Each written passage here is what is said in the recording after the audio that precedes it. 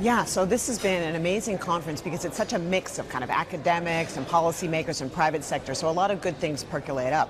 And a couple of things that I've learned at this conference are that, there's a lot of risk in Africa and the Middle East, but there's an enormous amount of opportunity as well. Like, for example, Africa is going to add 350 million people, which is the population of the United States, to cities over the next 10 years. And so that is a claim for infrastructure investment and consumer goods and markets of all kinds. And so I think we don't know unless we're here about the opportunities in Africa and the Middle East, and just being in the region really helps understand those kinds of things. Absolutely, because you not only have a port network, but you also have an international transportation hub through Dubai in terms of the airlines as well, and they're really adding to the railway systems in this part of the world as well, just to keep goods and services moving. We've certainly seen that with Dubai ports. But when you take a step back and look at what this means for the global growth picture, a lot of fears over what's happening in China. Yeah, well, look, I think that the sort of spat between U.S. and China on trade is not going to be good for Africa.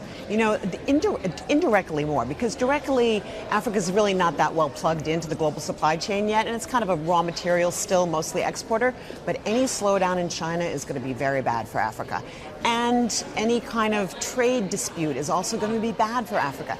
They can, of course, take advantage of this, right? So if the Trump administration starts really coming down hard on China, you can imagine a couple of things. You can imagine China going through UAE to hit an Africa market, maybe exporting out of Africa to the United States, and for Africa to kind of position itself to take advantage of that.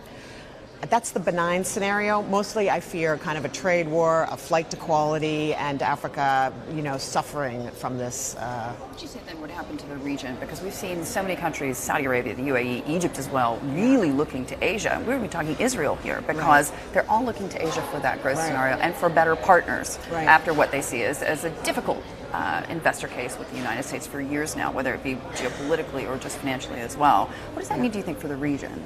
So I think a powerhouse like Egypt, for example, does 3% of its trade with Africa. Its neighbors, right? Intra-African trade is 17%. Intra-Asian trade is 57%. Intra-European trade is 63%.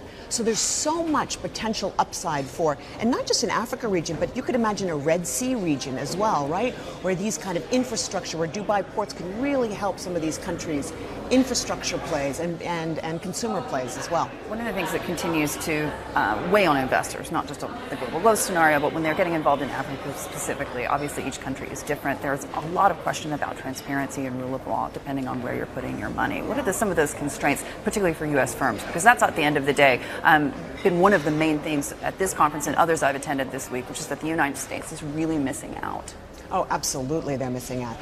Africa is going to grow. If you take away, Angola had kind of a tough year last year. So if you take away Nigeria, South Africa, and Angola, Africa as a continent is going to grow at 5.7%.